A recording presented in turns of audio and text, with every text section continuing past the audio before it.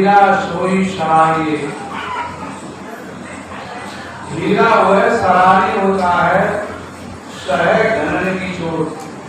एक घर की चोट नहीं, अनेकों घर की चोट।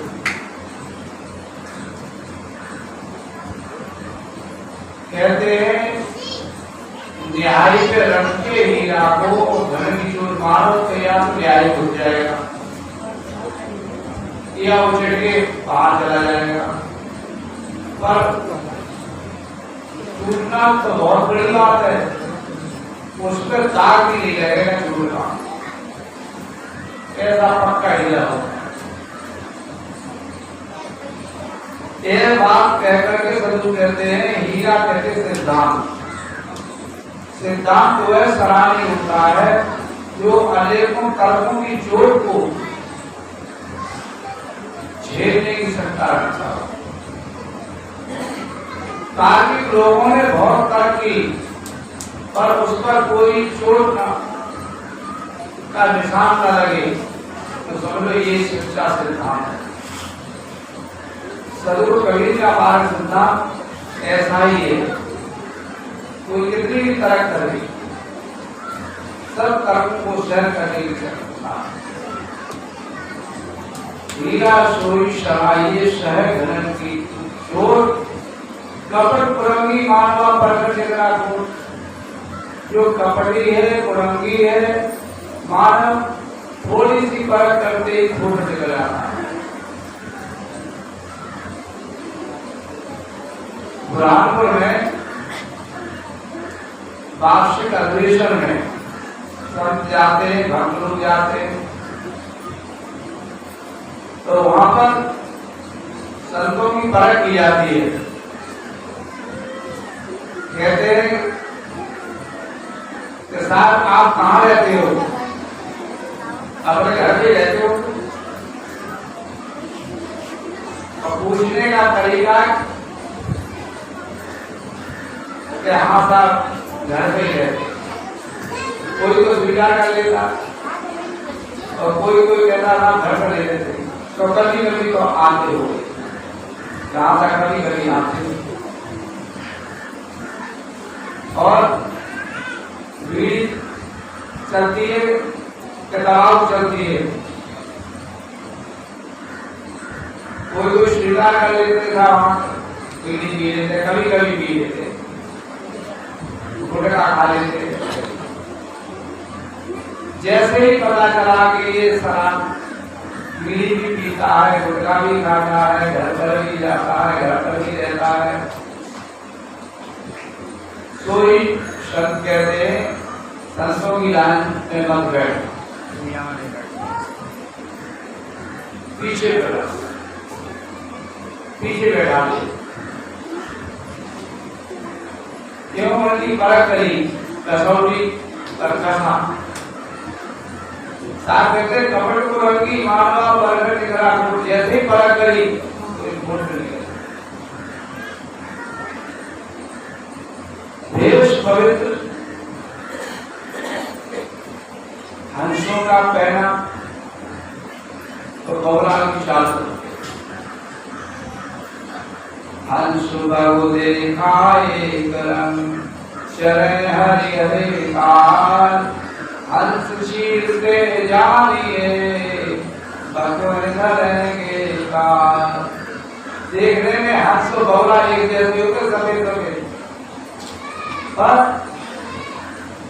चले हरे भरे ताल में भी चलते हैं, संसार में विचरण करते हैं, पर हंस छीनते जाइए। जब दूध को पान कर लेता है, पानी को छोड़ देता है, तो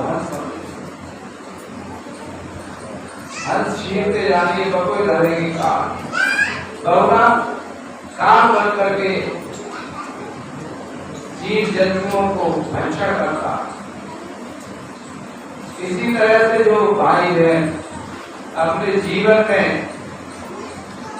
खान पान का सुधार नहीं करते हैं, हालांकि वो भी हंस बस मानव शरीर में जीवन जी रहे हैं। उनके जीवन जीना उसी तरह से निरर्थक है जैसे बगुला का। बगुला का इसलिए कहावत हो गई है बगुला भगत।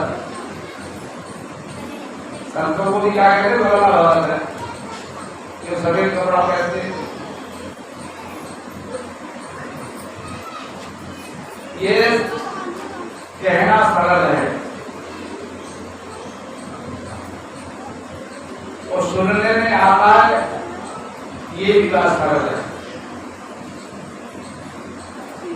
सुन करके अपने जीवन को बदल देना ये बड़ी बात है। कोई कहे कि न कहे, संत को अपनी कुछ रहनी को बनाना चाहिए। कुछ रहनी में खान पान भी आता है, बोलचाल आती है, इसलिए खान पान हमारा ठीक हो, बोलचाल हमारी सही हो, मन की पवित्र भावना हो, ये सब अच्छी रहने की चिन्ह है। ये हंसों की रहनी है। आज मानव शरीर में प्रत्येक भाई बहन चाहे तो हंस रहने में जीवन जी सकता है, कोई प्रतिबंध नहीं। किसी के ऊपर ये प्रतिबंध नहीं है कि नहीं तुम हंस की रहनी नहीं जी सकते हो, या अपनी जवान से गाली गलौज दे नहीं। हम चाहे तो अपनी जवान को नियंत्रित रख सकते हैं। जो ये समझते हैं कि हम अपनी जवान से गलत बोलेंगे तो जवान गलती होगी और मन भी गंदा होगा, और जवान गलती हुई मन गंदा हुआ तो जीवन गंदा हो गया। ऐसा समझ करके अपनी जवान को सज्जन लोग, समझदार लोग नियंत्रित रखते हैं। ये मानव जीवन आपके ही अनेकों जन्म के सुसंस्कार उदय हुए हैं तब आपको प्राप्त हुआ। सब कहते हैं पूर्व जन्म का किया मिला, अब करो वही फिर पाओगे, जो गफलत में गया समय तो फिर दुर्भोग पछताओगे।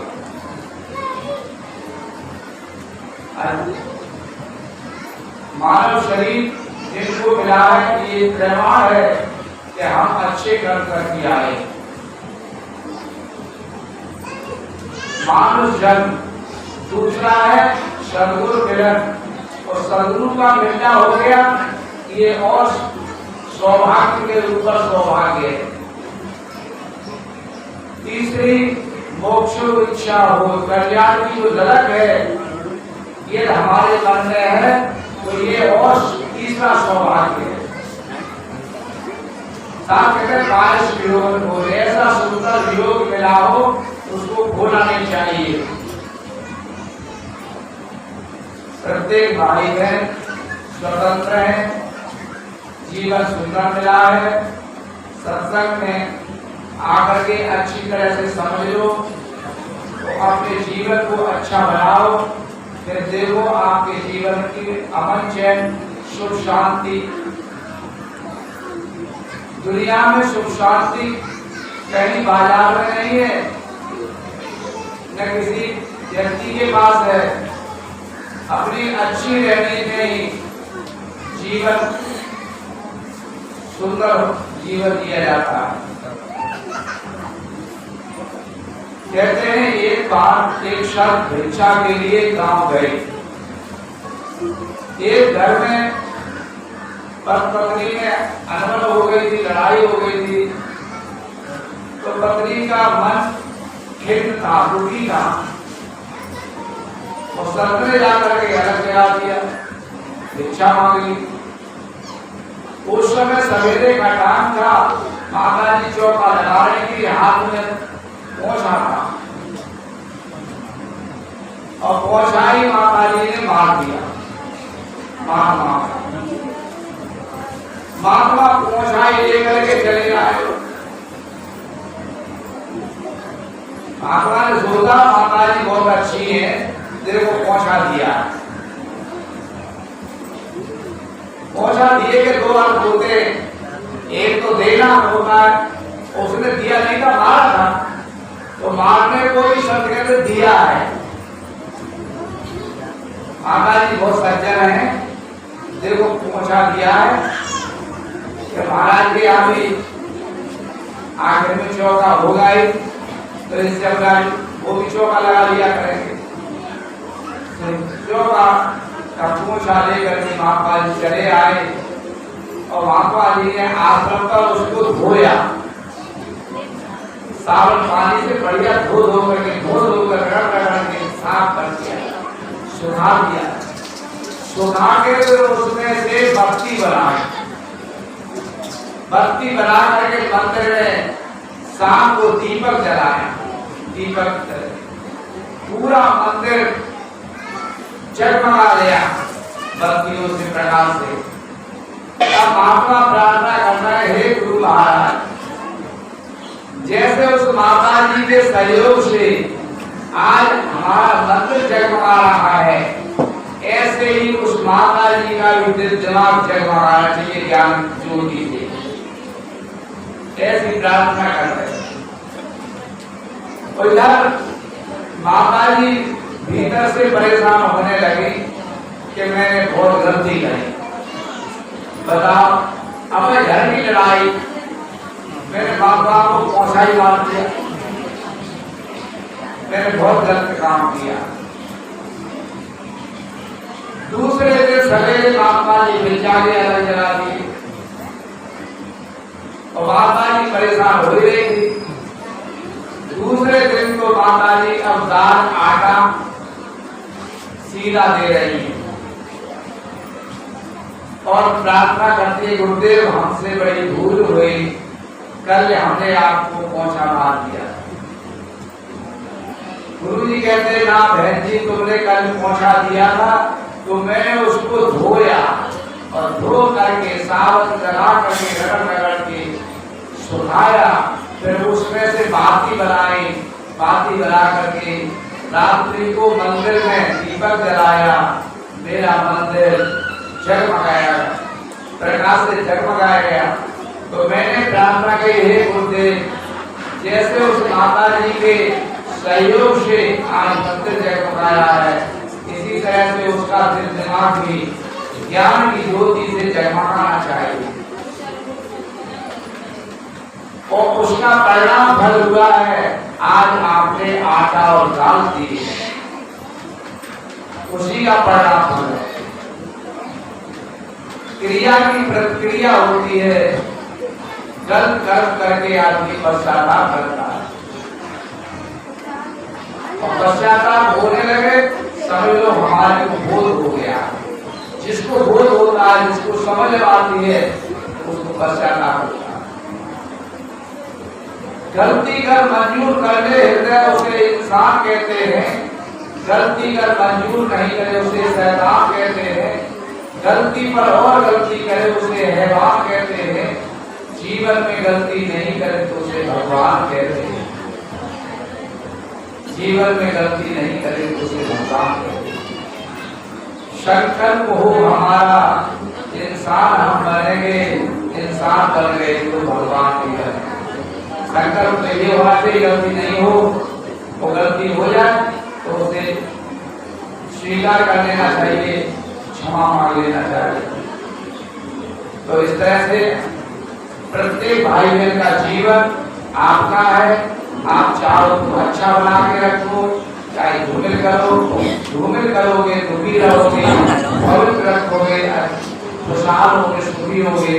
हमने थोड़ी बातें करें, आपसे बड़े ध्यान से, प्रेम से, शांति का परिचय देते हुए समझ किया। सदगुरु संत समाज की तरफ से बहुत बहुत धन्यवाद के साथ